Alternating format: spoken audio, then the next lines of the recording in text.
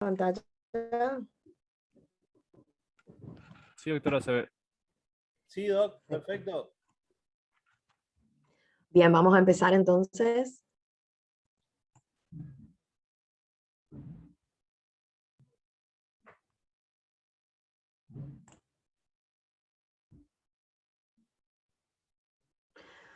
Bien, bueno, me presento de vuelta para los que no estuvieron la clase anterior. Yo soy la doctora Susini, soy médica neumonóloga del servicio del Hospital Escuela.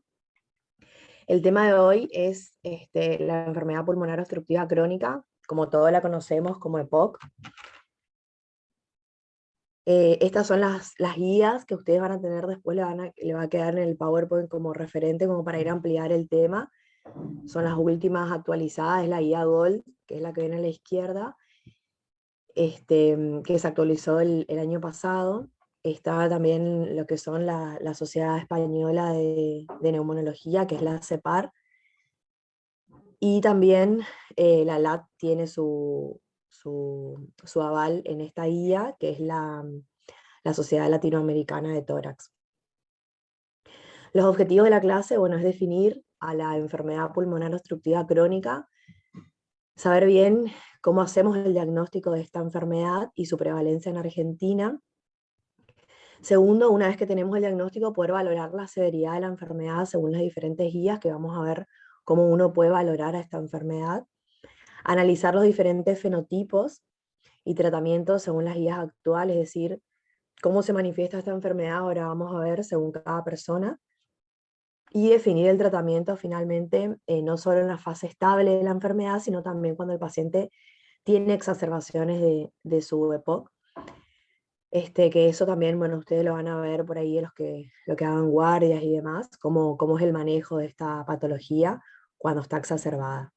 Y finalmente le voy a nombrar lo que se sabe hasta ahora del impacto del coronavirus, o sea, el COVID-19, SARS-CoV-2, en pacientes con EPOC. Entonces, lo primero que empezamos siempre es definiendo la enfermedad. ¿Sí? La enfermedad pulmonar obstructiva crónica es una enfermedad frecuente, prevenible y tratable. Prevenible, por supuesto, sabemos que hay factores de riesgo que predisponen a desarrollar EPOC, sobre todo lo que es el tabaquismo, exposición a humo de leña y otros tipos de exposiciones que vamos a ver más adelante. Y tratable quiere decir que una vez diagnosticado uno puede tratar al paciente para mejorar su calidad de vida. Se caracteriza por síntomas respiratorios, que ya vamos a ver cuáles son los más frecuentes, y esto es lo más importante, la limitación del flujo aéreo persistente, es decir, mediante la espirometría nosotros hacemos o confirmamos el diagnóstico de EPOC, y esa limitación, es decir, esa disminución del FE1, que vamos a ver ahora, tiene que ser persistente, es decir, el paciente no tiene que tener una variabilidad en ese FE1, porque si no ya estaríamos hablando de lo que es el asma, ¿sí? Que tiene esa variabilidad, o sea, puede ser reversible. En este caso no, es persistente esa limitación. Y se debe principalmente a anomalías de las vías respiratorias o alveolares, causada generalmente, como dije, por una exposición importante a partículas o gases nocivos, que el tabaquismo es lo más común, lo más frecuente. Esta limitación crónica, ¿sí? Porque se tiene que mantener en el tiempo y ser persistente, es producida por una combinación de enfermedad de vía aérea pequeña, por ejemplo una bronquiolitis obstructiva, y la destrucción del parénquima al enfisema. ¿Sí? Entonces, este es un concepto muy importante que surgió hace un par de años de lo que es la EPOC, y tener en cuenta que es una enfermedad heterogénea. ¿Qué quiere decir? Y fíjense que las imágenes lo dicen todo. Fíjense cómo el F1, o sea, la capacidad de estos pacientes, es muy variable, ¿sí? Pero sin embargo, los síntomas y cómo se encuentran en cuanto a la rehabilitación respiratoria de estos pacientes también es muy diferente, y no siempre se correlaciona con el F1, ¿sí? Es decir, fíjense, esta mujer, esta abuelita, tiene un F1 de 30% nomás, pero fíjense cómo hace una buena rehabilitación y es capaz de llevar a cabo probablemente una vida normal, y hace, bueno, cualquier tipo de actividad física. Fíjense, este paciente tiene un F1 de 60, o sea, el doble de esta abuelita, pero fíjense que el paciente ya está con oxigenoterapia domiciliaria, o sea, cómo el impacto de la enfermedad es distinta, probablemente, además de que existan factores de riesgo asociados o comorbilidades que pueden hacer que el paciente sea un paciente distinto, también puede haber alteraciones diferentes en cuanto a la estructura pulmonar, es decir, probablemente este paciente tenga un poco más de enfisema o destrucción del parénquima pulmonar, más que esta persona, ¿sí? Pero fíjense cómo el impacto de la enfermedad es distinta en cada uno.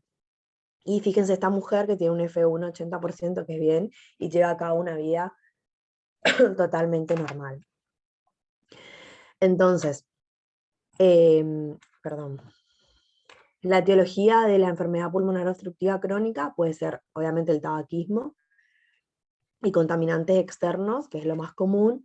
También hay que tener en cuenta lo que es el humo de leña, que también nosotros acá en nuestra zona vemos mucho, sobre todo en pacientes que viven en el campo o en el interior, donde tienen una exposición muy prolongada, habitualmente es más de 20 años de exposición, y quizás el paciente te dice que nunca en su vida fumó o que tiene un antecedente de tabaquismo muy leve, o inclusive también tabaquistas pasivos pueden ser que desarrollen la enfermedad, porque claramente hay factores del huésped que hacen que puedas o no tener EPOC, ¿sí? Por eso sabemos que no todos los tabaquistas van a desarrollar la enfermedad, ¿sí? La patología, entonces, hay un deterioro del desarrollo de los pulmones, pueden tener un deterioro acelerado, eso depende de cada persona, pueden tener antecedentes de lesiones pulmonares previas o inflamación pulmonar y sistémica, ¿sí? A nivel hematopatológico se encuentran, como dijimos, enfisemas, efectos sistémicos y trastornos, anomalías de las vías respiratorias, de las vías aéreas. Y lo que le digo es esto, que uno siempre cuando habla de POC tiene que saber que no es una enfermedad que está limitada solamente a los pulmones, sino que tiene un compromiso sistémico. O sea, habitualmente el paciente no se presenta solo con EPOC, sino que está asociado a depresión, puede tener pérdida de peso, atrofia muscular, puede estar asociado a otras enfermedades cardiovasculares, anomalías en la médula ósea, osteoporosis severa, ¿sí? Son pacientes que tienen siempre, habitualmente, más de una enfermedad en la mayoría de los casos, más del 80% de los casos. Y se caracteriza por eso, por las manifestaciones clínicas, que vamos a ver ahora, más la limitación al flujo aéreo que nosotros tenemos que confirmar con una espirometría.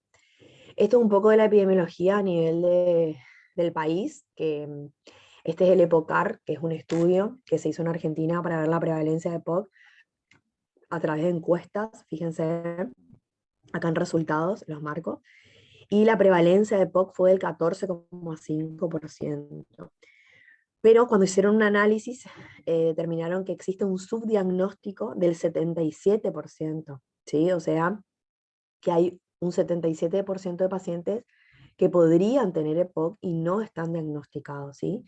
Y un error en el tratamiento, en el diagnóstico del 60%, es decir, que hay muchos médicos, digamos, que realizan mal el diagnóstico de EPOC, ya sea porque se trata de otra patología que tenga los mismos síntomas, o la mayoría no accede a una espirometría para hacer el diagnóstico de confirmación, que eso nos pasa mucho, pacientes que dicen, no, doctora, yo tengo POC, ¿y quién le hizo el diagnóstico? Bueno, y no saben, o nunca se hicieron una espirometría, o capaz que tienen un overlap, o un asma, u otros problemas respiratorios, y son catalogados como EPOC. ¿Qué factores influyen en el desarrollo? Como dijimos, las personas no tabaquistas pueden desarrollar EPOC por otros factores u otro tipo de exposiciones, y no todas las personas que fuman van a desarrollar EPOC, o sea que claramente existe una susceptibilidad individual. ¿Cuáles son estos factores? El bajo nivel socioeconómico, bajo peso al nacer, alteración en el desarrollo del pulmón, mayor predisposición a infecciones respiratorias, los factores genéticos, que es el déficit de alfa-1 antitripsina, edad, sexo, presencia de otras enfermedades respiratorias como asma, bronquitis crónica o infecciones como tuberculosis, HIV. Y con respecto a lo que es el déficit alfa-1, siempre se recomienda que todos los pacientes con EPOC deben tener al menos una vez el dosaje alfa-1, porque eso predispone a tener EPOC por déficit alfa-1, pero generalmente son pacientes mucho más jóvenes o que tienen antecedente de tabaquismo muy leve, y uno tiene una tomografía con mucha alteración a nivel tomográfico, o sea, mucho enfisema, o tiene mucha limitación al flujo aéreo. Entonces, con respecto al diagnóstico, como dije anteriormente, necesitamos de factores, o sea, de indicadores clínicos, es decir, todos los síntomas y los antecedentes que tiene el paciente, y siempre avalados por lo que es la espirometría. Dentro de los indicadores clínicos, obviamente la disnea es el síntoma más común, y fíjense las características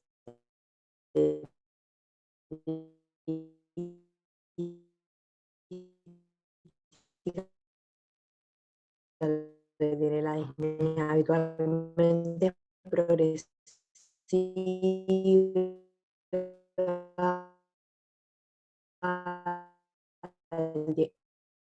el paciente ya refiere un tiempo prolongado de síntomas, un esfuerzo, persiste, no mejora. Todos, puede o no ser todo expectoración, puede ser crónica, no, siempre todos los años tengo 2 o 3 veces bronquitis, o me dicen que tengo neumonía, o me diagnostican, o me dan antibióticos, y eso, ese interrogatorio es importante hacerlo. Obviamente los factores de riesgo siempre preguntar exposición no solo a humo de tabaco, sino también a humo de leña, polvos, vapores, gases, dónde trabajó, ¿sí? Los factores asociados al huésped, como dijimos anteriormente, y los antecedentes familiares también son importantes, ¿sí? Y confirmamos el diagnóstico mediante el examen funcional respiratorio o la espirometría. Lo primero que uno tiene que ver en la espirometría, o sea, habitualmente son 3 valores que siempre tenemos que ver. La relación del FV1 y capacidad vital forzada, que ese es lo primero que tenemos que ver para ver si el paciente tiene una obstrucción. Siempre medido en postbroncodilatador, tiene que ser menos de 0,70 o 70, que eso quiere decir que él tiene una obstrucción, ¿sí? Y después miramos el FV1 solo para ver el grado, ahora vamos a ver más adelante igual, el grado, o sea, si es leve, moderado, severo o muy severo, ¿sí? Y después, bueno, la capacidad vital que que puede estar disminuida o no.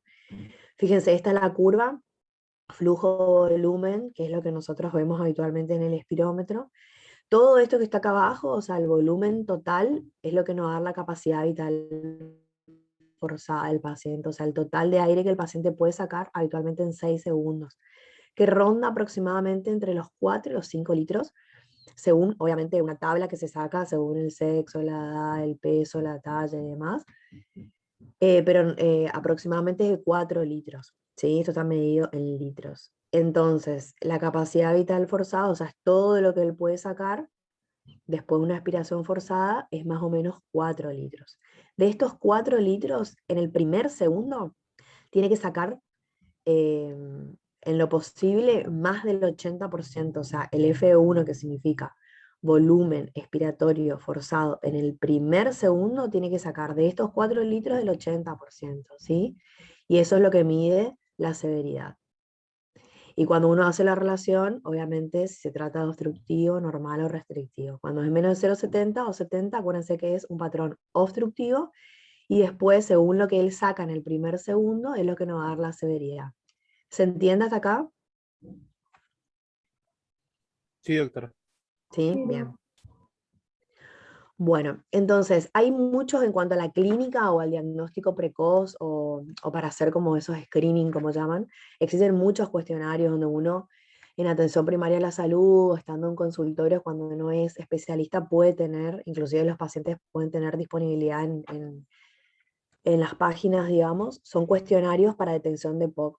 Fíjense, este es el CODE que es hecho en Argentina, que van marcando, ¿viste? Tiene sexo, o sea, si es el sexo masculino, si tiene más de 50 años, si fumó más de 30 paquetes años, que acá le saca la fórmula cómo hacer, que es la cantidad de cigarrillos por día, por años de fumador sobre 20, que es una constante. Acuérdense que esto es un índice, no es que fuma 30 paquetes o más en un año, porque claramente es mucho más. Si siente falta de aire cuando hace algún esfuerzo, si tiene tos, si tiene flema, y según el cálculo que le da, si le da 4 puntos o más, le sugiere al paciente o al médico que envíe a hacer una espirometría para hacer el diagnóstico de POC probable, ¿sí? Con respecto a los diagnósticos diferenciales, que esto también ya venimos hablando un poco, es muy importante cuando uno hace el interrogatorio entonces y la clínica también tener en cuenta otras enfermedades que pueden tener síntomas similares. Sí, acuérdense que la EPOC habitualmente empieza en edad media de la vida, 50, 60 años, los síntomas son progresivos, crónicos, el paciente tiene en la mayoría de los casos algún antecedente de exposición. Sí, pero también tienen que considerar ustedes la enfermedad pulmonar obstructiva crónica en no fumadores. Acuérdense, no todo es cigarrillo. Em, el asma, que es otro de los diagnósticos más comunes diferenciales, que habitualmente el paciente empieza mucho más jóvenes, no siempre, en edades más tempranas de la vida. Los síntomas son muy variables, que eso es lo que le hace diferenciar del EPOC. Es decir, hay momentos del año donde el paciente está muy bien de los síntomas y otros momentos que los síntomas son mucho más severos y empeoran. El paciente tiene antecedentes de alergia, rinitis, eczema de contacto u otro tipo de alergia o antecedentes familiares, inclusive de asma en la familia. La insuficiencia cardíaca también es otro de los diagnósticos diferenciales que es muy difícil, sobre todo cuando los pacientes están internados, cuando vienen exacerbados, digamos, porque como yo le había dicho, más del 80% tiene alguna otra enfermedad y la mayoría es enfermedad cardiovascular, pues son pacientes grandes, ¿sí? Y que el cigarrillo también afecta a la parte cardiovascular. Entonces, en esos casos uno hace el tratamiento y obviamente en la clínica, en la evolución y cómo responde, hace el diagnóstico diferencial. Las bronquiectasias, que también creo que le había comentado en la clase anterior, que son como las dilataciones de los bronquios, que habitualmente son infecciosas o quedan secuelares de alguna otra causa de lesión pulmonar. También el paciente tiene tos, expectoración, puede tener una espirometría con obstrucción claramente, pero en ese caso hay que hacer, fíjense, un estudio por imágenes donde nos da el diagnóstico de las bronquiectasias. Fíjense en esta tomografía axial computada donde se ven todas las dilataciones bronquiales. Esto obviamente no es enfisema ni característico de la enfermedad pulmonar obstructiva crónica, pero estos pacientes pueden tener, ojo, pueden tener una espirometría con una obstrucción fija al flujo aéreo, ¿sí? Asociado a estas bronquiectasias. Estos pacientes tienen habitualmente mucha tos y expectoración purulenta y hacen como infecciones a repetición. Eso es más común. La tuberculosis, bueno, que ustedes ya saben más o menos la clínica, la bronquiolitis obliterante también es mucho más frecuente cuando son más jóvenes, antecedentes de otras enfermedades autoinmunes o exposición aguda, algún humo o intoxicación aguda, por ejemplo, algún incendio o algo, quedan con una bronquiolitis obliterante, ¿sí? Entonces, una vez que nosotros hacemos el diagnóstico de POC, ¿se acuerdan? Con síntomas más la espirometría que nos confirma, nosotros hacemos el diagnóstico de POC. Y ahora pasa a la segunda parte, que era el otro objetivo, que era la valoración de la enfermedad, es decir, cómo impacta esta enfermedad en cada paciente. Y como vimos en la primera diapositiva, cada paciente tiene un impacto diferente de la enfermedad, ¿sí? Entonces, ¿cómo nosotros valoramos y medimos ese impacto? Mediante los síntomas, que vamos a ver las distintas escalas que hay, sobre todo la disnea que ya conocen, y el cuestionario CAT, la espirometría según el FE1, como dijimos, si puede ser leve, moderada, severa, muy severa, el riesgo que tenga el paciente de exacerbaciones, es decir, cuántas exacerbaciones anuales habitualmente hace el paciente, porque hay pacientes que no exacerban nunca y otros pacientes que se internan o tienen exacerbaciones más de 2 o 3 veces por año. Y esos pacientes que exacerban muy frecuentemente, que ahora vamos a ver cómo se define la exacerbación, son pacientes que tienen más riesgo que su F1, después de cada exacerbación, baje un poco más, ¿sí? Entonces la evolución va a ser distinta. Y por último, también lo que nos da es, como dijimos, las comorbilidades. Por ejemplo, puede tener un F1 muy bien, pero, muy bueno, digamos, o leve, pero el paciente tiene, qué sé yo, obesidad, tiene insuficiencia cardíaca o tiene otra comorbilidad que hace que le condicione su calidad de vida.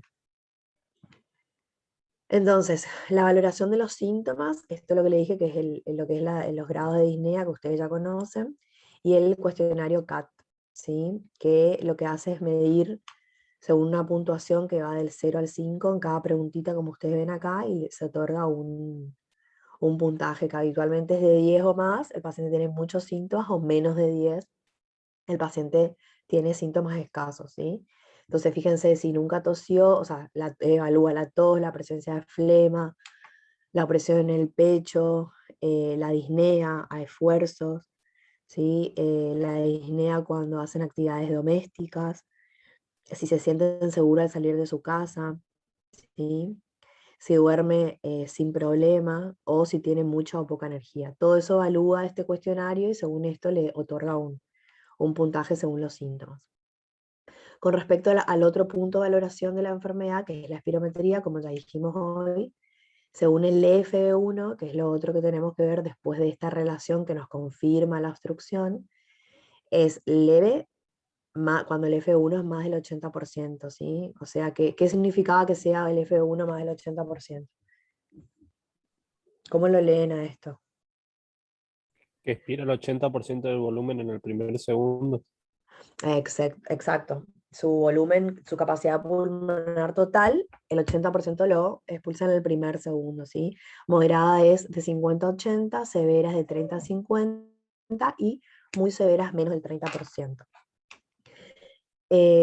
Y otro de los factores que hay que ver es el riesgo de exacerbaciones, como dijimos. ¿Cómo se define una exacerbación? O sea, eso es muy importante definir para nosotros, porque hay veces que quizás el paciente no tiene exacerbaciones, sino que claramente no cumple la medicación, no tiene síntomas asociados a su enfermedad, pero no cumple los criterios de exacerbación.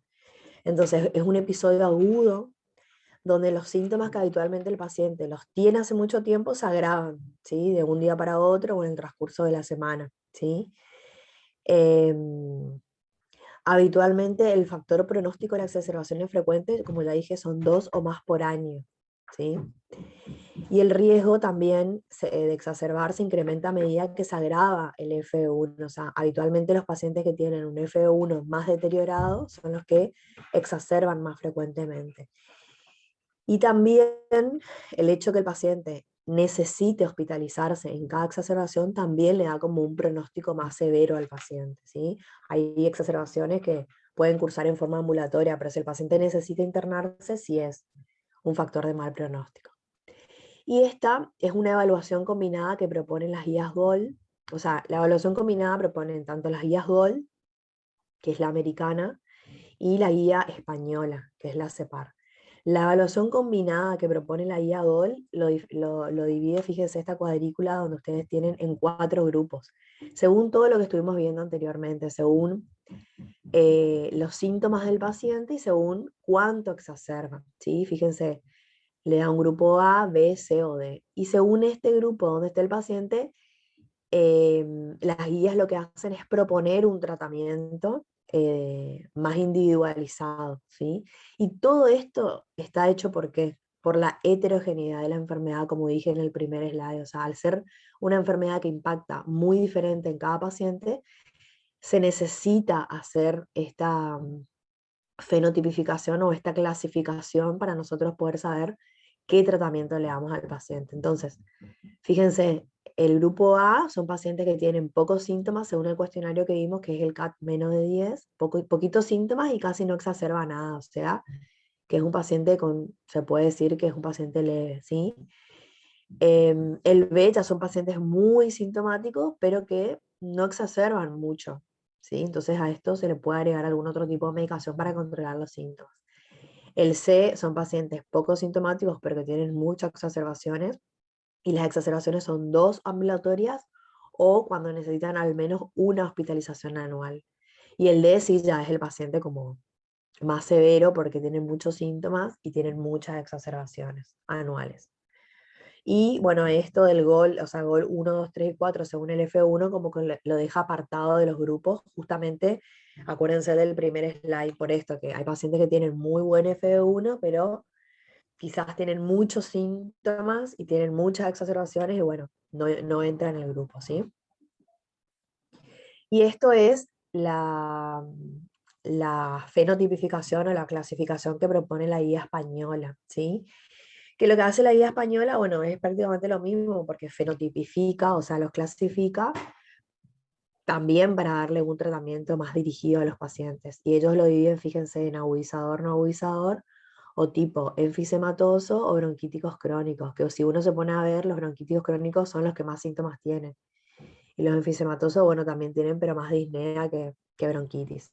Y lo dividen en no agudizador y agudizador, ¿sí? Y lo que ellos también agregan, que es muy importante que ustedes conozcan, es el overlap. O sea, overlap significa síndrome de superposición, o sea, cuando las dos enfermedades, asma y EPOC, que son las dos enfermedades obstructivas, se superponen, ¿sí? O sea, pacientes quizás que a los 45, 50 años progresa su disnea, pero uno le empieza a interrogar y el paciente a los 20 años tiene diagnóstico de rinitis, alergia, asma, tuvo broncoespasmo cuando era joven, entonces se superponen esas dos enfermedades.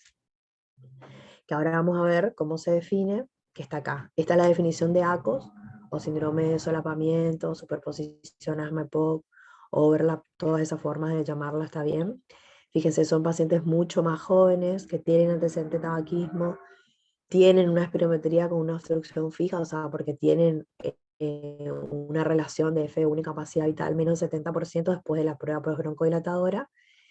Y si tiene diagnóstico previo de asma, bueno, es mucho más fácil hacer el diagnóstico de ACOS o de síndrome de superposición. Ahora, si el paciente no tiene antecedente de asma y cumple con todos estos criterios, entonces ahí nosotros tenemos que seguir haciendo o investigando si se trata o no de un asma, que eso vemos, bueno, después cuando veamos asma, vamos a ver cómo se hace el 15% o 400 mililitros, y también la eosinofilia en sangre periférica nos puede ayudar, más de 300, ¿sí? Eso nos habla de que hay alguna base alérgica. Con respecto a la última, ¿se acuerdan la última parte dentro de la valoración? Teníamos las comorbilidades, ¿sí?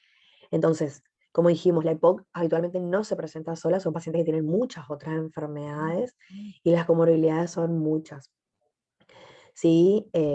Y esas enfermedades a su vez pueden tener repercusión dentro del curso evolutivo de la EPOC y también de los síntomas. Y como dijimos, la insuficiencia cardíaca, bueno, el cáncer de pulmón, ¿sí? Otras enfermedades cardiovasculares, la osteoporosis, la depresión y ansiedad es sumamente frecuente, sobre todo en mujeres con EPOC, y son habitualmente pacientes que siguen fumando activamente y es muy difícil hacer la cesación tabáquica. El reflujo gastroesofágico también se asocia a aumento de las exacerbaciones, ¿sí? Al igual que el mal control del asma, eso ya vamos a ver después. Así que es muy importante tratar, digamos, de determinar las comorbilidades, porque siempre nosotros, si queremos tener un buen control de la EPOC, tenemos que saber también estas otras enfermedades para poder tratarlas, porque si no tratamos una, probablemente la otra no podamos tratarla. Con respecto al tratamiento, como para ir finalizando, es muy importante saber que existen, o sea, los fármacos son los mismos, ¿no? Pero la fase en que se encuentra el paciente es muy importante determinar si el paciente está en una fase estable, ¿sí? O está exacerbado, que eso vamos a dividir bien. Ahora aparte va a ser lo que es el tratamiento de la exacerbación.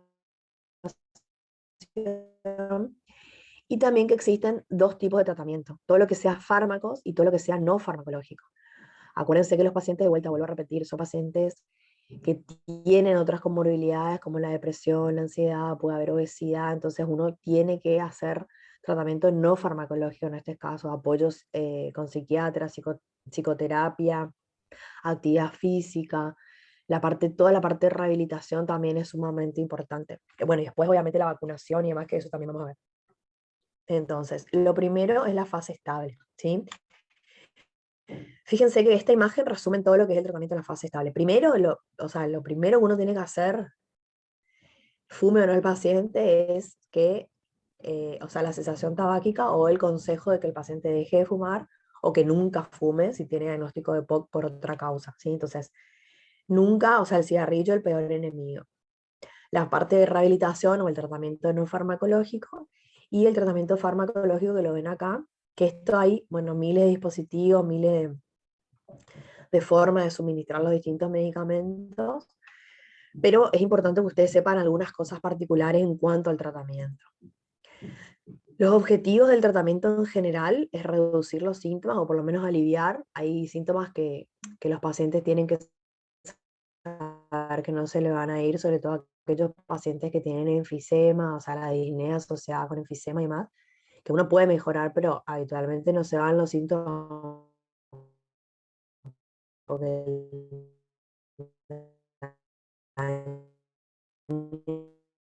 el pulmón ya está, digamos,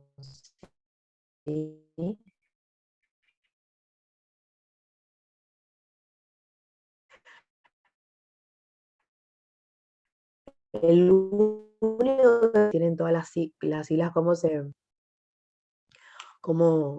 se dicen, ¿sí? Los agonistas beta adrenérgicos, la acción corta, que todos conocen el salbutamol, que nosotros le decimos SABA, acción prolongada, ¿sí? Que son los LABA.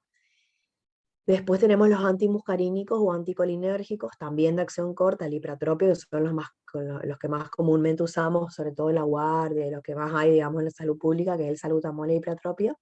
Y los de acción prolongada son los LAMA, ¿sí? Estos son todos siglas en inglés, que son los tiotropios, helicopirronio y aclidinio, ¿sí? Umeclidinio también hay.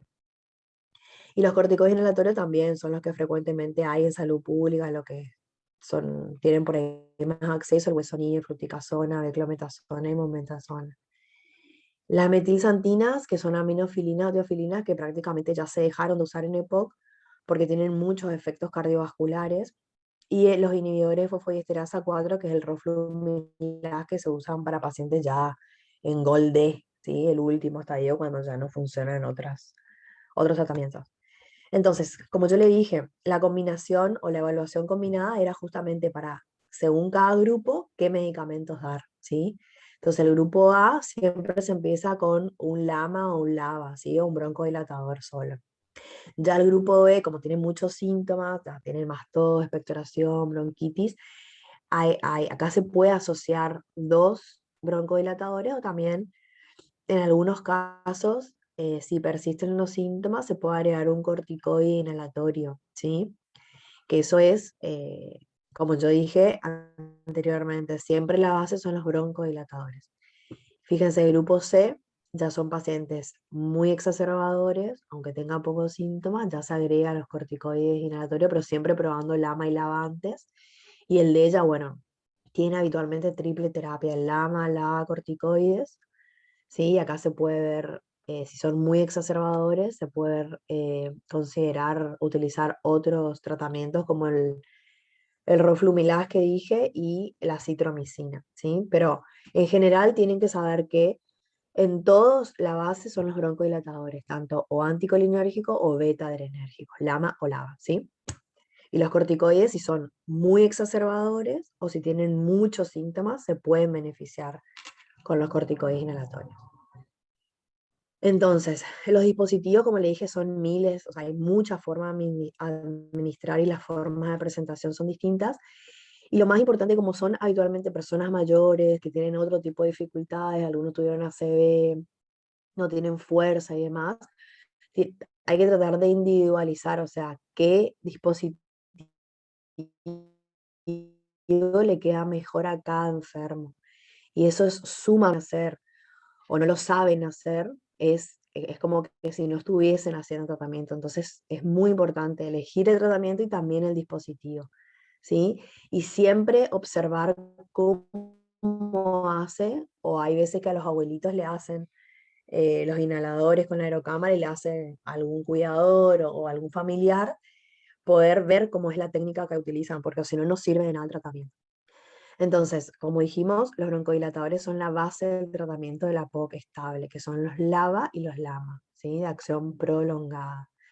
Nivel de evidencia A, ¿sí? Bueno, iniciar un solo broncodilatador de acción prolongada o doble, ¿sí? Nivel de evidencia A según el grupo donde esté. Siempre el medicamento debe ser inhalatorio, o sea, siempre se prefiere el medicamento inhalatorio antes que los vía oral, que lo único que hace es las teofilinas y demás, que sea en el último punto el tema del uso de las teofilinas, ¿sí? A menos que no se te cuente con otra medicación. Y los corticoides inhalatorios, lo que ya dije, mejora los síntomas, calidad de vida, reduce el riesgo de exacerbaciones, pero fíjense las indicaciones, cuando el F1 está muy bajo, o los pacientes son muy sintomáticos y no mejoran con la medicación previa o son muy exacerbadores, porque no mejora la declinación del F1 ni la mortalidad en los pacientes con EPOC. Eso es lo que se vio, por eso se modificó el tratamiento. Y lo más importante es que incrementa el riesgo de neumonía. Obviamente que el riesgo de neumonía está asociado a la dosis de corticoide inhalatorio. Si le damos dosis baja, no pasa nada. Y lo que se vio es que aumenta con la fluticasona más de un microgramo por día, ¿sí? Estos son todo esto para que ustedes tengan nomás, nos vamos a repasar obviamente, son los distintos broncodilatadores, la presentación y la dosis recomendada. El tratamiento combinado, a veces vienen los LAMA o LABA solo o también vienen asociados, la mayoría de las veces vienen asociados, ¿sí?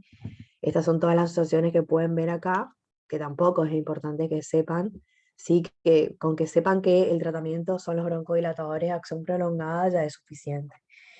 Siempre asociado es mejor, ¿sí? Porque disminuye el riesgo de la exacerbación y mejora el FEV1. También tenemos el tratamiento combinado de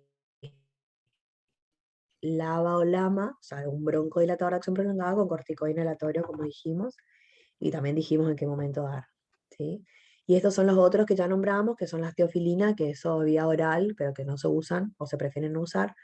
Los macrólidos, que es por ejemplo la citromicina o la eritromicina, esos se acuerdan que estaban en el gol D, o sea, el paciente ya que tiene triple terapia inhalatoria, sigue exacerbando frecuentemente, se le puede dar.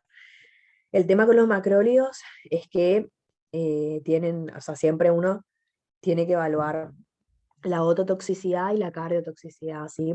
Porque suelen prolongar el QT, entonces hay que hacerle un electro previo y un estudio con audiometría previa para que no se vean afectados esos dos factores, ¿sí? Los inhibidores de la fosfodiesterasa, que también ya dije, está indicado ya en el GOLD, que disminuye el riesgo de exacerbaciones, y la N-acetilcisteína, que es algo muy común que vemos en la práctica, que todos usan el famoso ACMUC o Broncolium, no hay evidencia que mejore la calidad de vida, ¿sí? Pero podría reducir el riesgo de exacerbaciones en pacientes con bronquitis crónica. La N-acetilcisteína es como un mucolítico, ¿sí? Para los que no conocen. Y otro tratamiento, obviamente tenemos, si determinamos que el paciente tiene un déficit alfa-1, es el reemplazo de la enzima, pero que no siempre está indicado. Si el paciente además tiene una hipertensión pulmonar secundaria a su enfermedad pulmonar obstructiva crónica, tampoco hay fármacos que se recomienden, solamente tratamiento con oxigenoterapia si cumple criterio. Los antitussígenos no están recomendados y bueno, los opioides tampoco. Y el tratamiento no farmacológico también lo nombramos, es todo lo que sea cesación tabáquica, educación, rehabilitación, vacunación, nutrición, cuidados paliativos o terminal. Acuérdense que hay pacientes que tienen EPOC en fase terminal, ¿sí? Deben recibir cuidados en relación a esto, haciendo tratamiento, obviamente, si el paciente tiene insuficiencia respiratoria, darle oxígeno si necesita. Si está hipercápnico, darle algún dispositivo también que mejore la hipercapnia, que en ese caso sería la ventilación no invasiva. Y también existen técnicas broncoscópicas o quirúrgicas que en algunos pacientes, no en todos, está indicado como para tratar el enfisema, ¿sí? Entonces, la prevención, como dijimos, la clave, acuérdense siempre la cesación tabáquica, ¿sí? Sobre todo si el paciente es tabaquista activo. Y la vacunación para gripe, neumonía y la antineumocócica, y ahora, por supuesto, seguramente agregarían para el COVID, seguramente. Y por último, para ir cerrando, es lo que es el tratamiento de la exacerbación. Como ustedes recuerdan bien, había que diferenciar bien los tipos de pacientes, si estaban en una fase estable de la enfermedad o si estaban exacerbados. Esta definición también ya la vimos, que entonces es cuando hay un episodio agudo donde se agravan los síntomas que habitualmente el paciente ya venía teniendo hace mucho tiempo y hay variaciones diarias, ¿sí? Habitualmente se dan en las últimas semanas, en los últimos días, ¿sí? De la consulta. La causa más frecuente de las exacerbaciones son las infecciones, ¿sí? No siempre son las infecciones, pueden ser obviamente infecciones bacterianas o virales, los más comunes habitualmente que sean virales, pero es importante determinar. El objetivo es, obviamente, reducir al mínimo la repercusión negativa que vaya a tener la exacerbación, es decir, determinar si está exacerbado y tratarlo para que el paciente no llegue a la internación y prevenir, obviamente, que el paciente en un futuro no tenga más estos episodios. Entonces, cuando uno tiene ese tipo de paciente, que son pacientes por ahí que vienen y te dice, doctora, yo toda la vida tuve falta de aire hace 6, 7 meses, o tengo diagnóstico de POC previo, pero en los últimos días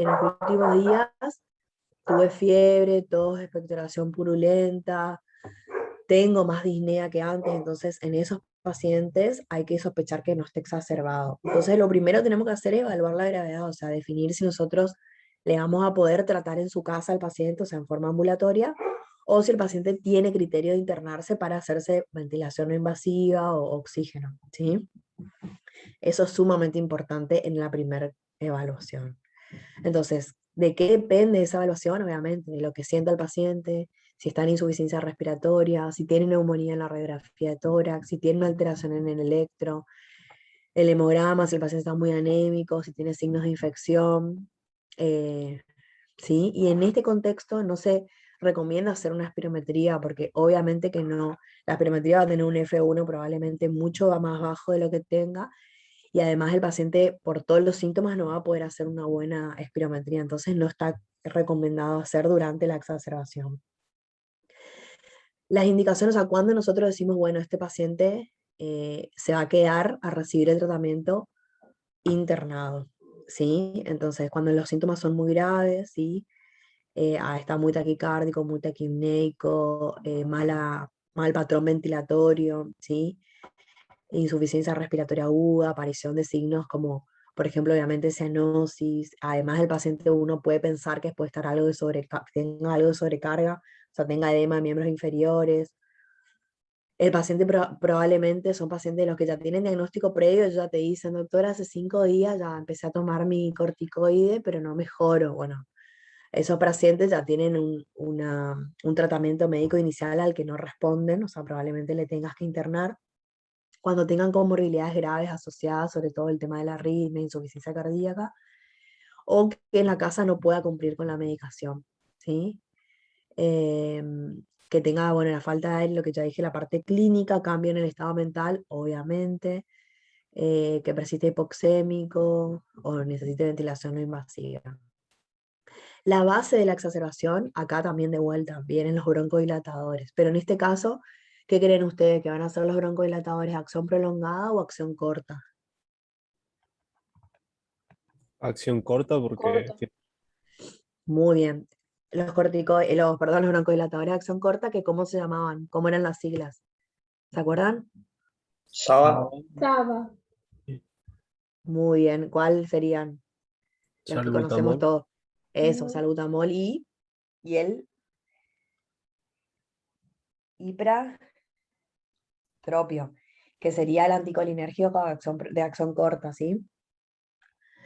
El otro pilar del tratamiento de la exacerbación son acá sí los corticoides sistémicos, no inhalatorios, juegan un rol muy importante, ¿sí? Todos los pacientes con exacerbación tienen que tener entonces broncodilatadores de acción corta, corticoides sistémicos y los antibióticos en el caso que sea necesario, que ahora vamos a ver cuándo. Y el tema de la oxigenoterapia también es importante valorar. ¿Por qué? Porque habitualmente los pacientes con EPOC ya tienen una hipoxemia crónica, o sea, ellos están acostumbrados a tener un nivel de oxígeno un poco más bajo. Si nosotros, o sea, le damos oxígeno y oxigenoterapia y no es una oxigenoterapia controlada, o sea, es decir, uno le dice, mira, tiene 92, bueno, subile, no sé, dale a 10 litros con mucho flujo, esos pacientes pueden después hacer una retención de CO2 porque su centro respiratorio como que ya está acostumbrado a una hipoxemia crónica. Si nosotros le damos mucho oxígeno, el centro respiratorio se suprime y empieza a retener CO2. Entonces es re importante evaluar bien qué pacientes tienen indicación de oxigenoterapia y la forma en que le vamos a dar, porque también puede pasar que el paciente ya venga con insuficiencia más hipercapnia. En ese caso, la oxigenoterapia con flujo alto tampoco está indicado, sino que está indicada la ventilación no invasiva con otro tipo de mascaritas, ¿sí? Entonces, el tema de la oxigenoterapia en EPOC tiene que ser controlada y evaluada previamente. Entonces, ¿qué dicen las guías? Los agonistas de acción corta, acuérdense, pueden ser en forma inhalatoria o obviamente puede ser por nebulización o por cualquier dispositivo, en el caso que pueda hacerlo.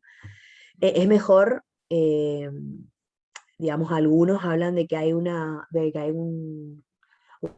acción sinérgica haciendo los dos juntos, ¿sí? Los anticolinérgicos de acción corta y los beta-2 de acción corta, o sea, salbutamol y ipratropio juntos combinados.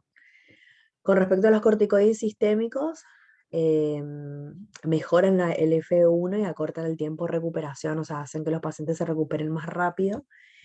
Y el tiempo de cuando se van de alta, más o menos son entre 5 y 7 días, ¿sí? De corticoides sistémicos. Hay las guías españolas pueden proponer hasta 10 días, ¿sí? Eso depende, eso siempre depende de cada paciente y cómo responde a la medicación.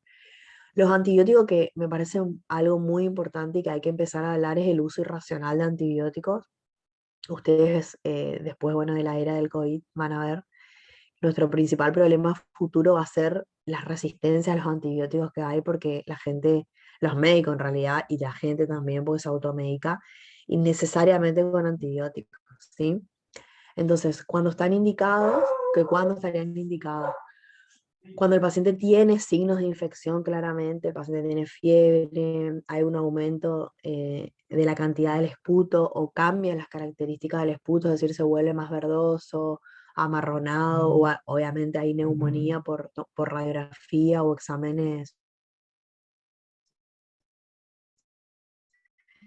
físicos, ahí las causas de exacerbación son muchas, y las infecciones, las virales también están presentes, y las virales no se tratan con antibióticos, ¿sí?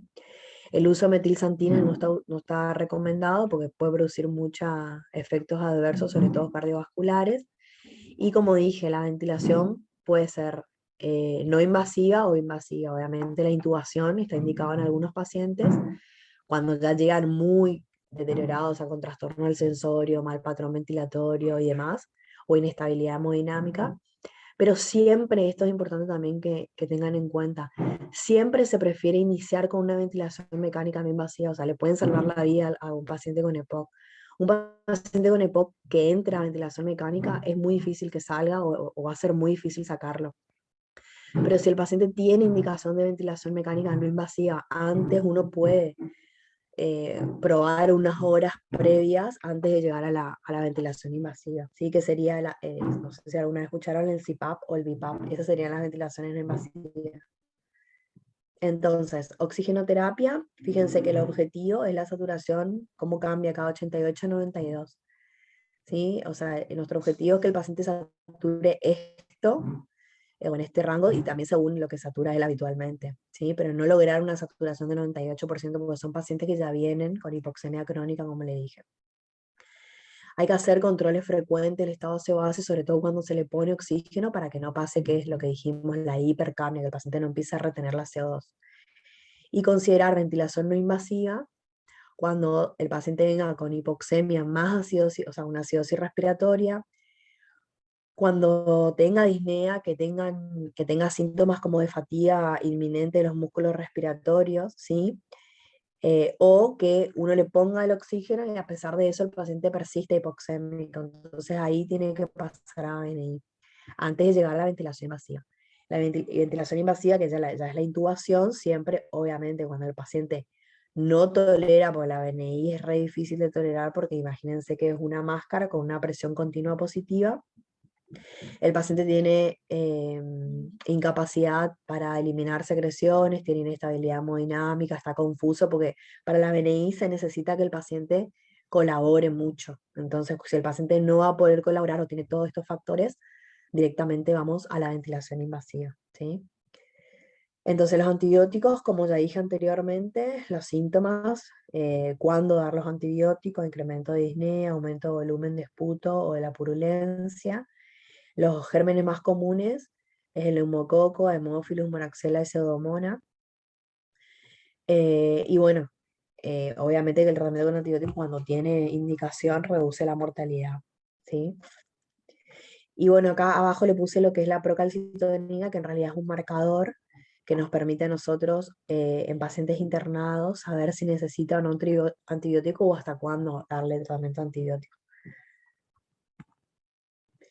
Con respecto a todo lo que sea complementario, acuérdense que estos pacientes, de vuelta le vuelvo a repetir, son pacientes que tienen otras comorbilidades. Entonces, si el paciente viene con un EPOC exacerbado por neumonía, pero además está en insuficiencia cardíaca, obviamente el paciente hay que tratar la insuficiencia cardíaca. ¿Sí? Si sospechamos alguna arritmia, algún evento cardiovascular, la anticoagulación, o si el paciente tiene un reposo prolongado, la profilaxis con heparina. Aspectos nutricionales, hay pacientes que están muy desnutridos por su EPOC, porque acuérdense que es una enfermedad sistémica.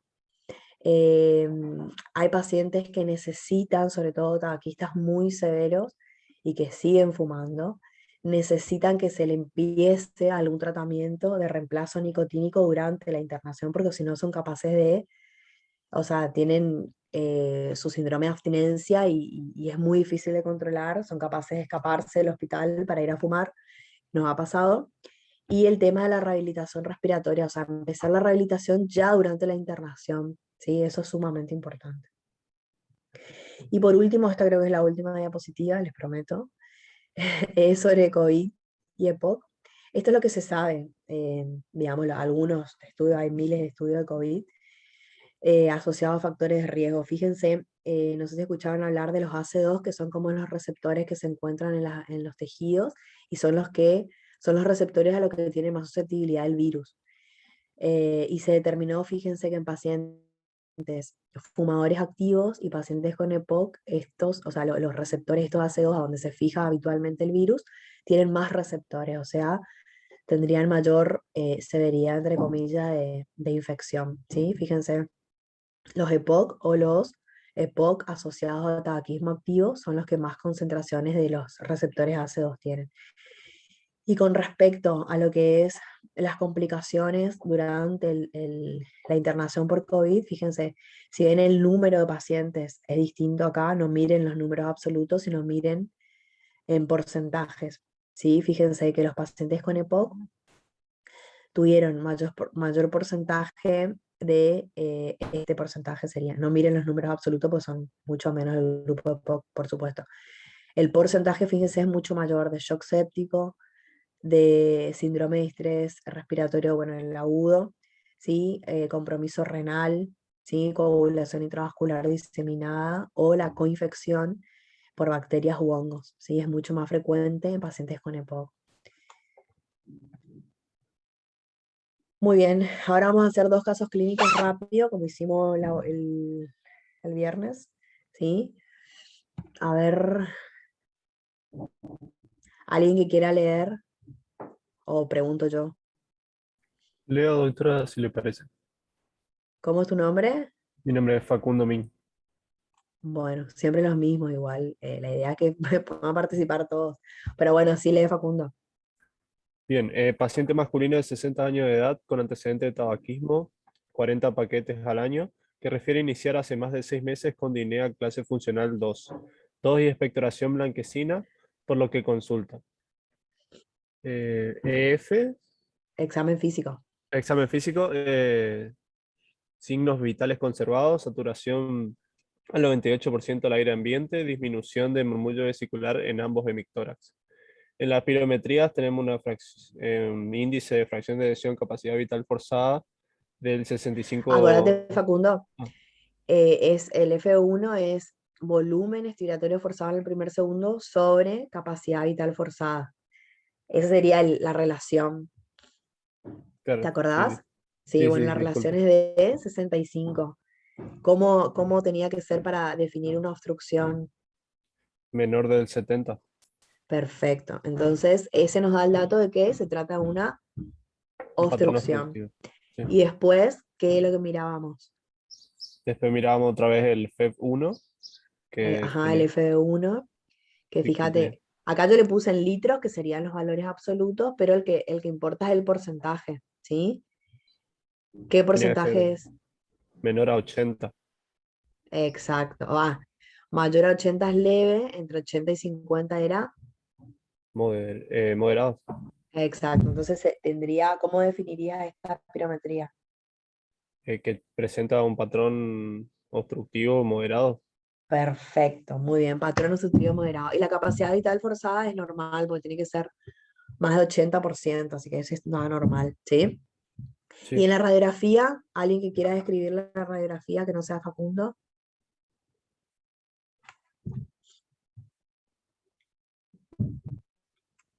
Hola. Facundo, solo vos estás. No, creo que hay más gente. Alguien que quiera, o decime vos, Facundo, qué ves en la radiografía. Puede ser que haya hiperclaridad en los campos pulmonares. Muy bien, hay un aumento en la radiolucidez pulmonar bilateral. Aumento de los espacios intercostales. Puede ser, sí, aumento de los espacios intercostales. ¿Qué más? Aumento del diámetro anteroposterior de altura. Bien, eso vemos más en la de perfil, ¿sí? Pero El podría estar vinculado, ¿sí? diafragma ¿Qué está más otra cosa? aplanado, puede ser. Bien, aplanamiento del diafragma, bien. Son todos signos indirectos de atrapamiento aéreo, ¿sí? Que es característico de los pacientes con EPOC. Este paciente tiene entonces disnea, tos, expectoración blanquecina hace mucho tiempo, 6 meses o más. Tiene antecedente de tabaquismo importante y tiene esa espirometría. Entonces nosotros hacemos el diagnóstico de EPOC. EPOC, bien. Si bien no tenemos el CAT completo, con la disnea clase funcional 2, nosotros podríamos ponerlo en pacientes prácticamente, digamos, acuérdense, disnea clase funcional 1 o 2 o un CAT menor a 10, ya estaríamos en la cuadrícula, ¿se acuerdan? Del lado izquierdo. ¿Sí? ¿Quieren volver? Pero le vamos.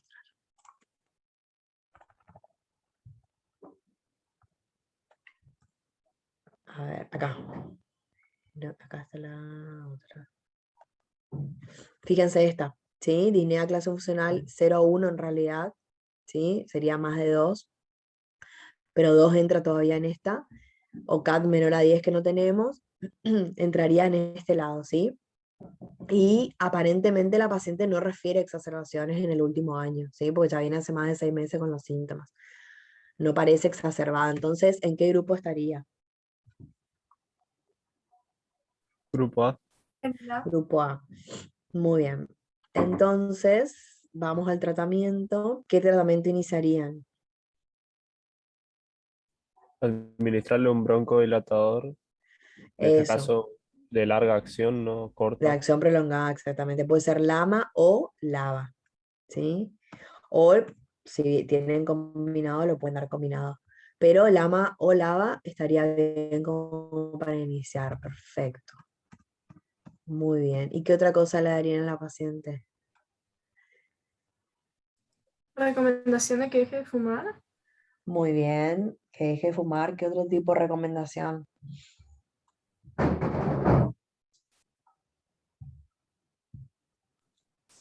Que realiza actividad, Medidas no. actividad Eso. física. Actividad física.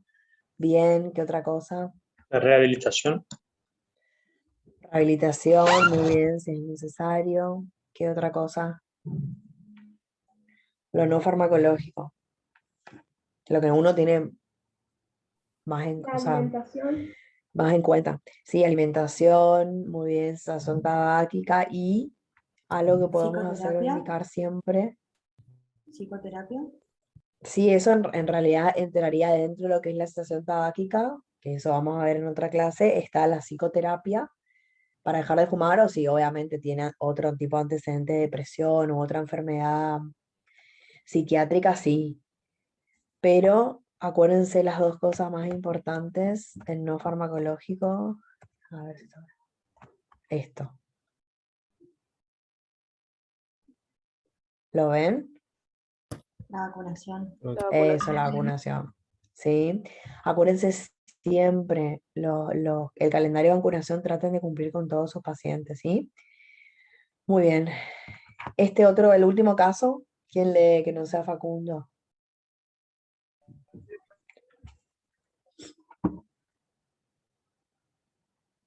Leo yo. Sí. Paciente de sexo femenino de 75 años de edad. ¿Cómo es tu nombre? Disculpa. Ana Paula,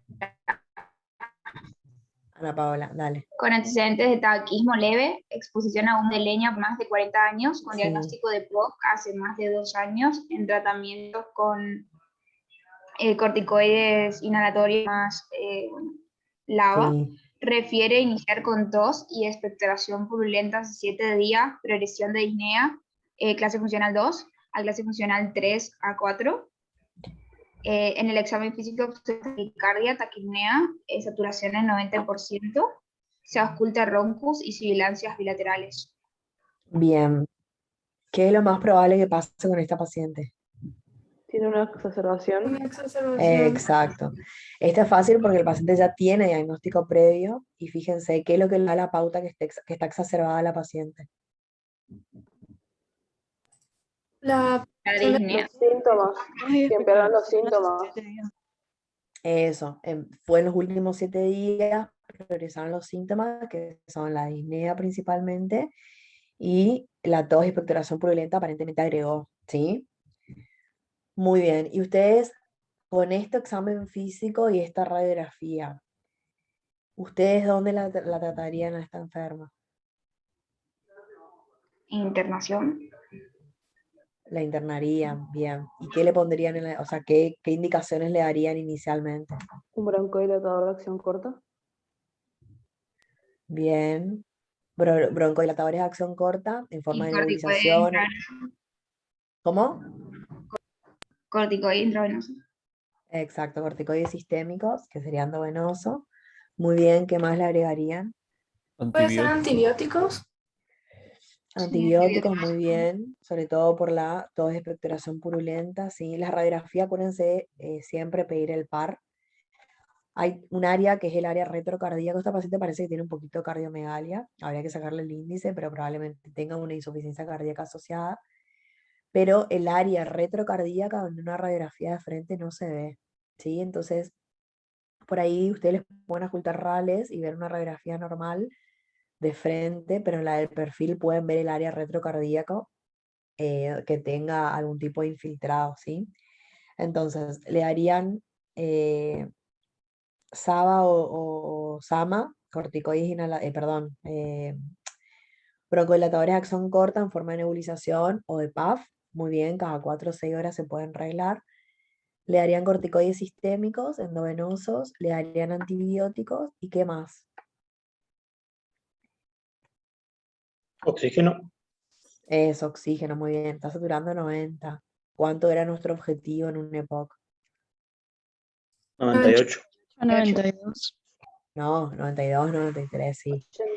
98 es mucho, sí, pero con 92, 93, bien. Entonces, inicialmente le podríamos poner oxígeno a bajo flujo, 2, 3 litros. Y si el paciente no mejora con eso, 2 o 3 litros, sigue saturando 90, 88, ¿qué haría? La ventilación no invasiva. Eso, probaríamos con ventilación no invasiva, pero antes, que es importante también.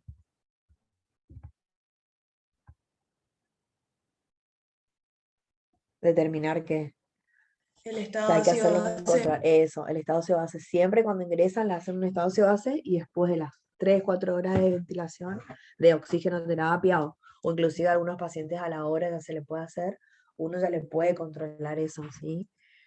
Sobre todo para descartar que no hagan hipercambio. ¿Mm? Perfecto. Muy bien, chicos. A ver, creo que esa era la última. Ahí estamos. ¿Alguna pregunta? Ahí prendí mi cámara. ¿Alguna pregunta que quieran hacer? La rehabilitación, Doc, quería preguntar, ¿es kinésica principalmente? Sí, es kinésica respiratoria y muscular, las dos cosas, ¿sí? Se hacen ejercicios respiratorios y todo lo que sea la rehabilitación de la parte muscular. O sea, son pacientes que habitualmente están con atrofia musculares y lo que se hace es priorizar la rehabilitación muscular de miembros superiores, porque eso en cada exacerbación al paciente le va a ayudar, digamos, en la parte de la estadía hospitalaria. Ok, gracias. ¿Alguna otra pregunta? ¿No? Bueno, cualquier cosa igual me escriben, ¿sí? Ahí yo le dejé mi correo, me escriben cualquier duda que tengan, ¿sí? Sí, Ahora en doctora, el muchas chat gracias. creo que no Sí, hay muchas nada. gracias, Doc. Buenísimo. Bueno, nos vemos el viernes entonces, si Dios quiere. Gracias, doctora. Adiós. Gracias, Doc. Dale, nos Gracias, vemos. doctora. Gracias, Doc. Gracias. Chao. Gracias, Doc.